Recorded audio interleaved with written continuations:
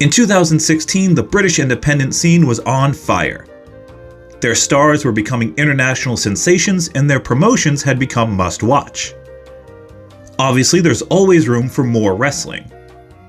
And that's when a new company came onto the scene. They blended WWF sports entertainment with memorable matchups, and did it with YouTubers as the promoters. I'm Scott from WrestleSpective, and this is the top 10 reasons WCPW failed. I'm kidding. There's only like 2 or 3 reasons. This is actually Defunct Championship Wrestling episode 16, requested by you, the viewer, WCPW, WhatCulture Pro Wrestling.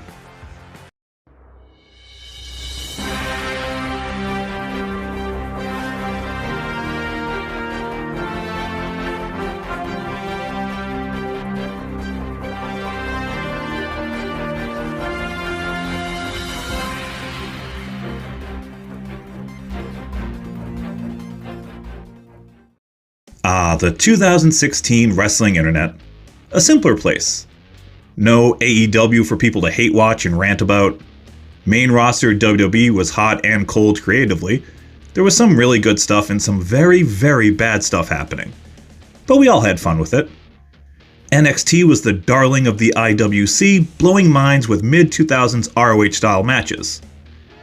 And Impact was trying. But the former and future TNA were going through one of their worst down periods, having lost a lot of talent that had given them some momentum just a year or 2 earlier. And that's just the US. The UK wrestling scene, and really Europe as a whole, was going through a boom period. Progress, IPW UK, RevPro, ICW, WXW, and many more were thriving. Grado, Pete Dunne, Will Ospreay, Big Damo, Trent Seven, Joe Coffey, Tommy End, Walter, and so many more were absolutely killing it all over the continent and beyond. And then there was YouTube. There were lots of independent companies putting matches up for free to catch your attention and maybe your dollars at their live show.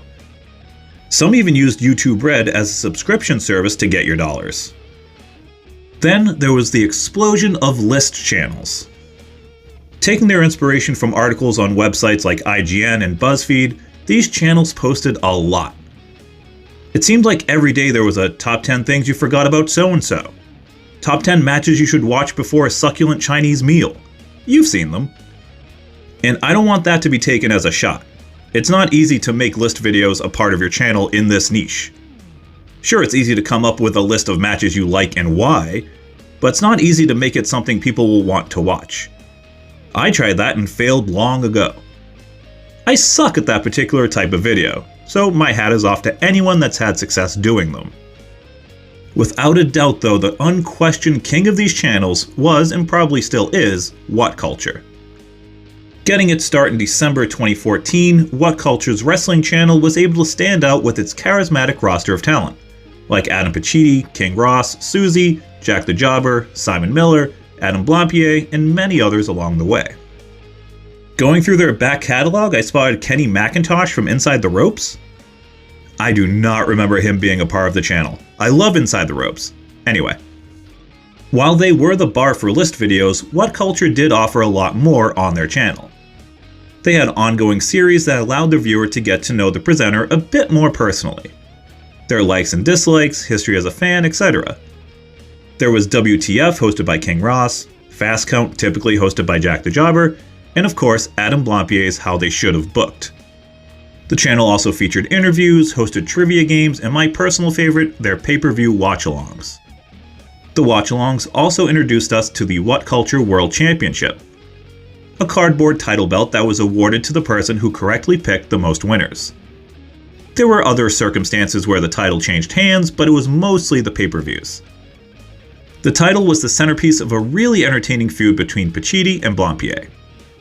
The crew at WhatCulture quickly charmed the IWC. They were fans just like us. By 2016, WhatCulture had amassed hundreds of thousands of loyal subscribers. This massive popularity allowed them the opportunity so many of us dream of, running their own show. When the idea was being discussed around the office, few outside the core 4 hosts thought it was serious. And as it became more serious, few believed it was a good idea. Here's some of Adam Cleary's reactions. I can vividly remember coming into the office one day, and I can't remember who. I pretty much every time I'm going to forget who the right person is in this story. I'm just going to, I think my brain paints it in as Jack, because it was always Jack, but I think it was Jack. Just walked past me and went, they're starting a wrestling promotion. Like really casually, I just went, piss off. WhatCulture had hired a writer who was also a former wrestler, James Dixon. With Dixon's help, the guys started putting the gears in motion for their own show. Just a one-off. But somewhere along the way, plans got grander, and they decided they were actually going to run a full-fledged promotion with a weekly show on YouTube. On May 25th, 2016, WhatCulture announced their new promotion, the appropriately named WhatCulture Pro Wrestling, WCPW. The announcement was included at the end of their On This Day video for that day. Tickets went on sale for their first event scheduled for June 16th, shortly after the announcement, and were sold out almost immediately. Due to the incredible demand, they booked another show the night before for the 15th at the same building. Things were off to a great start. The next several weeks, WCPW General Manager Adam Pacitti would announce additions to the roster and matchups. They also posted videos following Jack the Jobber as he searched for a wrestler to go against Adam Blampier's pick of Rampage Brown in their ongoing feud from the channel. Yeah, one of the main focal points for the promotion creatively revolved around the feuds from the YouTube channel. It was a decision that was debated pretty heavily online. The critics of the tactic felt it was dumb and too sports entertainment, and the supporters thought it was great fun. It's WhatCulture Pro Wrestling. Shouldn't the WhatCulture crew have some involvement on screen, especially early on? Wouldn't the brand and presenters be the draws at first? The young promotion had a lot to prove right away. Everyone from local promoters, some wrestlers, and even their own co-workers thought they were crazy. WCPW's debut weekend roster featured some of the best up-and-coming names on the UK scene. Martin Kirby, Rampage Brown, El Ligero, Big Damo, Noam Dar, and Joe Hendry. I believe in Joe Hendry. Clap, clap. They were also able to bring in ROH World Champion Jay Lethal. That's a solid roster for a debut event. The first night would serve as the first set of tapings for WCPW's weekly YouTube show, Loaded. The following night would feature additional filming for Loaded, but also the promotion would tape their first big event that all these episodes would lead to, WCPW Built to Destroy. Loaded debuted on the WhatCulture channel at the end of June 2016, with each match from the episode being posted as its own video. Built to Destroy aired a month later at the end of July, blowing off the stories from the first set of tapings. Built to Destroy would also see the crowning of the first official WCPW World Champion, as Big Damo defeated Rampage. Reviews of WhatCulture's early efforts were pretty positive. Fans were certainly optimistic about the promotion's future, but it wasn't without criticism. The loudest criticism the first month or two of Loaded was the commentary. A lot of viewers hated it. They thought it was just the WhatCulture guys trying to get themselves over. That they weren't really paying attention to the action, that they had no idea what episode they were even on.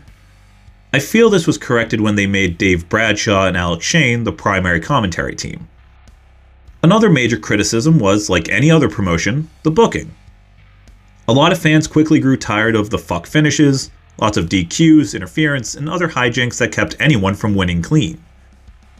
This one in particular upset a lot of fans as it made the WhatCulture guys come off as hypocrites.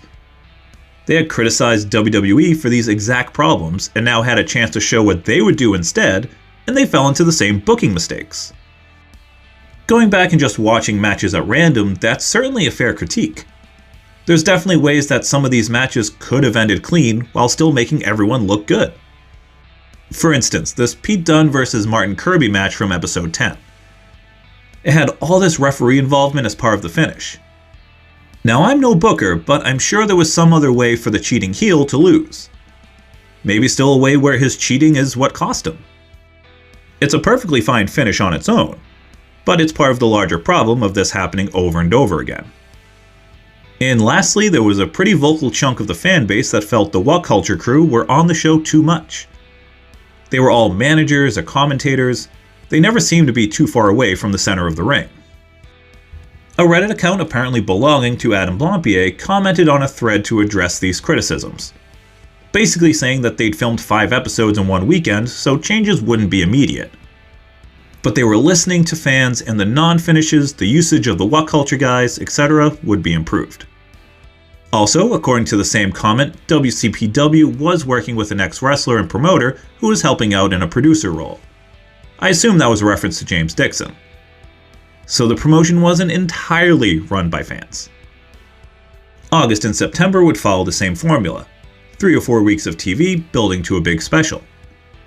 WCPW also built up the roster more, with Moose, Squirrel Man, Drew Galloway, British Strong Style, and Will Ospreay all joining the promotion. Then on October 6, 2016, WhatCulture held their biggest show to date. A live pay-per-view on Fight TV, Refuse to Lose. This show had everything. Crowning of the Internet Champion, Nixon Newell vs. Kimber Lee, Cody Rhodes at the start of his amazing independent run, JR and Jim Cornette on commentary, Kurt freaking Angle post-TNA before going back to WWE, Joseph Connors vs. Martin Kirby for the world title, and a murder grandpa. Refuse to Lose was WhatCulture's best received outing to this point. The weekend it was filmed, however, had to have been quite the expense. From October 6th to the 8th, WCPW filmed Refuse to Lose, 3 episodes of Loaded, and the next special, True Legacy. Allegedly, Kurt Angle's asking price was $10,000 for a show. He worked twice that weekend. Asshole El Patron cost a supposed $10,000. He also appeared twice that weekend. Cody may have been a little cheaper, but he worked 3 times that weekend. WCPW also brought in Bret Hart, which I'm sure was costly. The gyms coming in for commentary couldn't have been cheap. Plus their roster of guys also had to get paid. Then there was the building and other non-talent expenses. They had to be getting close to the 6-figure mark. Suzuki they probably paid in the souls of the damned, so that was an easy one off the ledger. But they did draw over $2,500 for True Legacy, so it's not like they weren't rewarded for the expenses. Their filming strategy continued, tape a couple episodes of Loaded, then a special. And the big names kept coming in. For instance, Delete WCPW saw the returns of Cody and Drew Galloway, along with the debuts of Bully Ray and, obviously, Broken Matt Hardy. The cycle continued for several more months with more debuts, like Viper, Chris Daniels, the Young Bucks, Penta, and Zack Sabre Jr. Then something very cool happened. In March 2017, WCPW presented the Pro Wrestling World Cup. I know it's been done before by TNA, and WWE probably thinks they've done one. I'm sure other places I can't even think of have done their versions of the Pro Wrestling World Cup. But I really like how WCPW did it. The tournament played out over months, and it felt like this massive undertaking featuring global stars that weren't just people they already had on the roster. They did qualifying rounds for 8 world regions. The World Cup also required even more debuts. The qualifiers saw debuts of Nick Aldis, Rey Mysterio, Mike Bailey, Kyle O'Reilly, Keith Lee, Ricochet, Angelico, Jushin Goddamn Thunder Liger, and so many more. Then something very uncool happened. Around this time, YouTube implemented a new monetization policy that categorized wrestling as mature content, as not advertiser friendly. This policy change absolutely decimated WCPW's revenue to support Loaded airing as it did. Free on YouTube in its entirety. The change affected a lot of wrestling-related channels, but none that I can think of that were supported exclusively by YouTube ad revenue. It was a major blow to WCPW. Okay, so here's what happened for the uninitiated. Certain YouTubers preaching hate had adverts in front of their videos, which led advertisers to flee YouTube. To counter this, YouTube has drastically reduced the monetization of what it deems to be inappropriate content, and that includes wrestling. That wrestling does not deserve to be classified, tarred with the same brush as hate speech, because what hate speech does is it tears people apart. What wrestling does is it brings all of these people together here tonight. WWE is being affected by these changes. It's got to the point where I'm standing in this ring trying to make Vince McMahon money. In May 2017, the promotion announced it had to cancel the majority of its dates through the summer. They would still host some special events in all of the World Cup shows, however. In their statement about the cancellations, WhatCulture revealed that their latest match posted at the time, Asshole El Patron vs. Rey Mysterio, had drawn in over 1 million views. But the ad revenue was only $44. It's incredibly disappointing. That's like WrestleSpective income. The World Cup concluded with the semifinals and final airing as part of a live YouTube special in August of 2017. This was probably their best overall show? If not the best, maybe second best? The show had the debut of Jack Swagger, as well as some great matches. Ricochet and Will Ospreay met in the semifinals. This was just a year after they broke everyone's brains in the Best of the Super Juniors, and about 6 months after they broke the ropes in their first WCPW encounter. This was their 8th and, from what I can find, last singles match against each other. It's pretty interesting.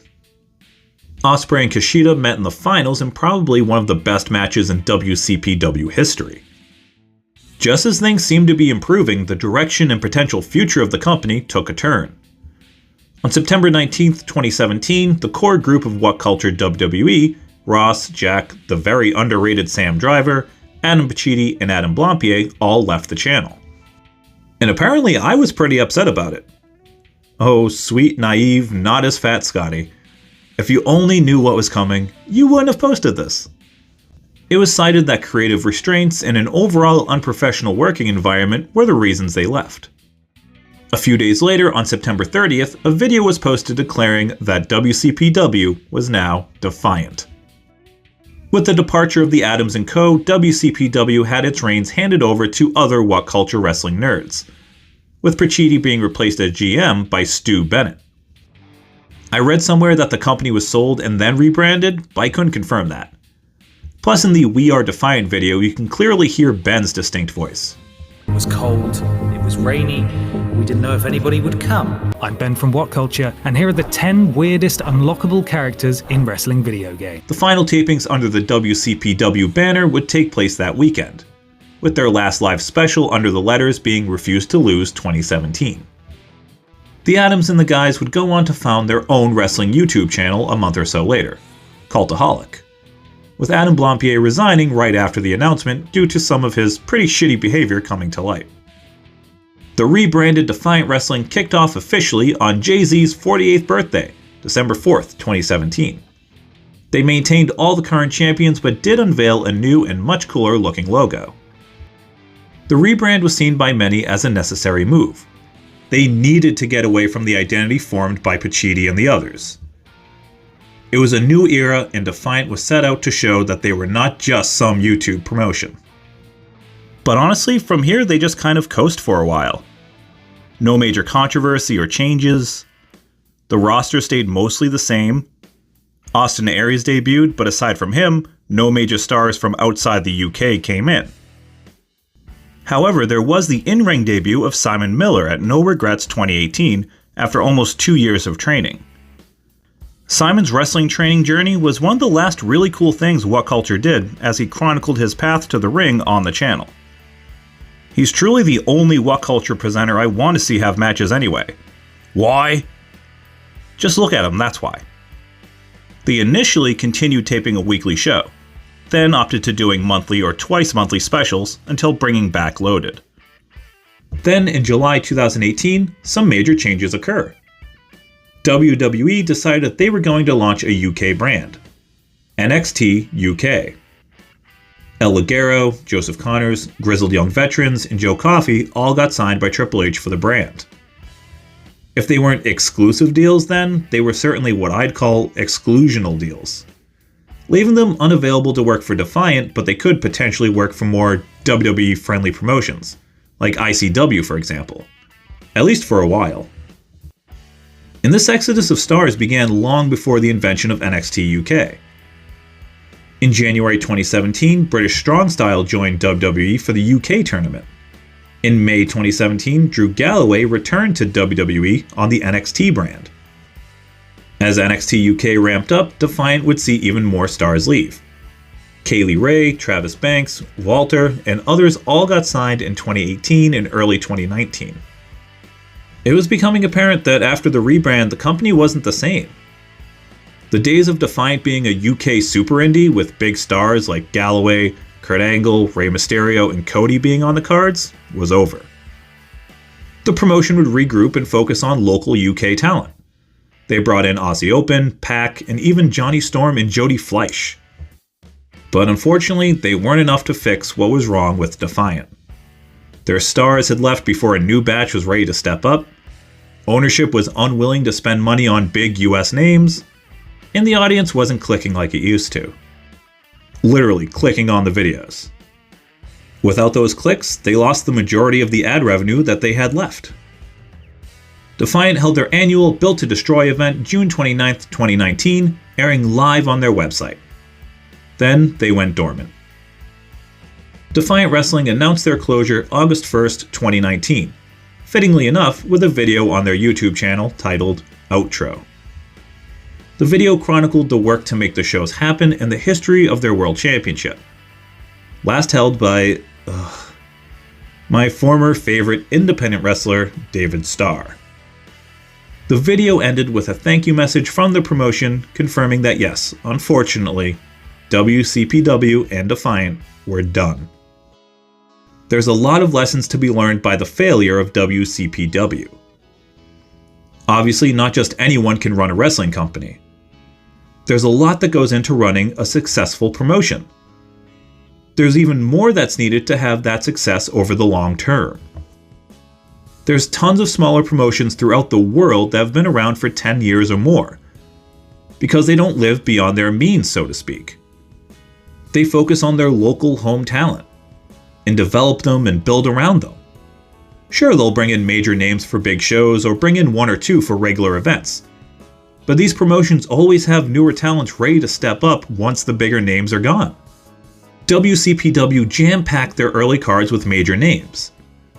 They started at the top with really good shows, and then there was nowhere else to go. That's not to say that they didn't build their own stars. They absolutely did. Joe Hendry and Martin Kirby being the best examples. But when your promotion's revenue is so dependent on people clicking on a match or a show, not having those big internationally recognizable names is going to hurt your bottom line. And I think a case can be made that a lot of fans tuned out once the Cultaholic guys left. They may have been a bigger draw than the critics wanted to believe. Overall, WCPW was a lot of fun to watch. The matches, in my opinion, were really good, even with shitty finishes sometimes. Sure, they had silly bits here and there, but it's wrestling. As I've said 1,000 times, wrestling is inherently a silly endeavor, so leaning into that silliness sometimes is fine by me. Plus, they brought back the blue steel cage. What's not to like about that? I'm not going to lie and say I was a giant fan of the promotion. I was really into it when they first launched, but I lost interest after a few months. It's always hard for me to get into a weekly online wrestling show. I don't know why, it just is. But I checked out matches here and there and always followed what they were doing. It's a shame they're gone since wrestling is always better for everyone when there's a lot of healthy and thriving promotions for wrestlers to work and fans to enjoy. But what WCPW and Defiant did in their 3-year run was remarkable. They gave talent a platform to be showcased, and for many of them, that spotlight led to an even bigger platform. I'm glad we had them when we did. WCPW brought big stars and gave UK fans matches they never thought they'd see live in such an intimate setting right in their own backyard. Obviously, it's available on YouTube, and thankfully, Wrestling Bonkers 1 has compiled a playlist, so it's super convenient to find it all. What are your thoughts on WhatCulture Pro Wrestling / Defiant Wrestling? Any favorite wrestlers or matches? Let me know in the comments along with any other suggestions. Once again, I'm Scott from WrestleSpective. Watch wrestling, love wrestling. Thanks for watching.